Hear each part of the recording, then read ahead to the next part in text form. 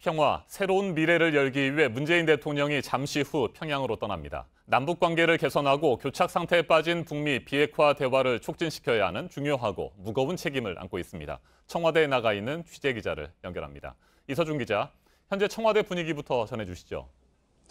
네, 문재인 대통령이 타고 이동을 할 헬기는 아직 청와대 경내에 도착하지 않았습니다. 문 대통령은 잠시 뒤인 오전 8시쯤에 이 헬기를 타고 성남공항으로 이동을 할 예정입니다. 청와대 수행원들은 조금 전에 이 버스를 타고 이미 성남공항으로 이동을 했습니다.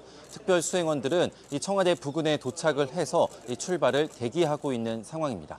네, 2000년 김대중 대통령, 2007년 노무현 대통령은 평양에 도착한 그 다음 날 각각 김정일 국방위원장과 첫 번째 회담을 하지 않았습니까? 그런데 문재인 대통령은 오늘 오후 곧바로 김정은 국무위원장과 첫 회담을 하게 됩니다. 그만큼 두 정상이 깊이 있게 구체적으로 논의를 해야 할 현안들이 많다는 얘기인데 어떤 의제들이 있습니까? 네, 그렇습니다. 오늘뿐 아니라 내일까지 두 차례 걸쳐서 정상회담이 계속 이어질 예정입니다. 크게 세 가지입니다. 첫 번째는 이 4.27 판문점 선언 이행 상황을 점검하는 것을 중심으로 이 남북 관계 발전에 대해 논의를 합니다.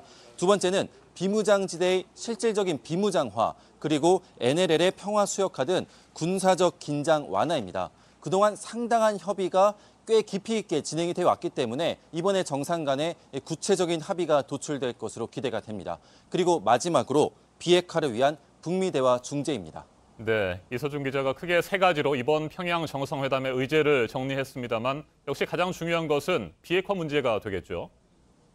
네, 맞습니다. 문재인 대통령도 흉금을 터놓고 허심탄회하게 김정은 위원장과 이 비핵화에 대해 얘기를 나누는데 집중을 하겠다라고 했습니다. 임종석 실장은 비핵화 관련해서 얼마나 구체적인 진전 또 합의가 나올지 묻는 질문에 두 정상 간에 얼마나 진솔한 대화를 나누느냐에 달려 있다라고 했습니다.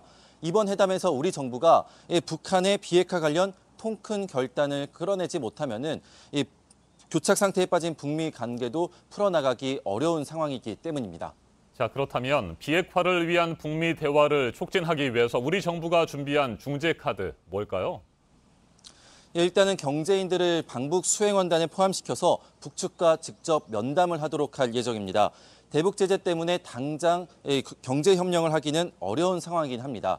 그럼에도 비핵화를 통해서 이 대북 제재가 완화가 될 경우에 우리 기업들이 어떤 투자를 할 수 있는지 등 이 남북 경협에 대한 논의와 연구부터 시작을 하자는 겁니다. 확실한 남북 경협에 대한 약속을 하겠다는 뜻으로 풀이됩니다. 지금까지 청와대에서 JTBC 이서준입니다.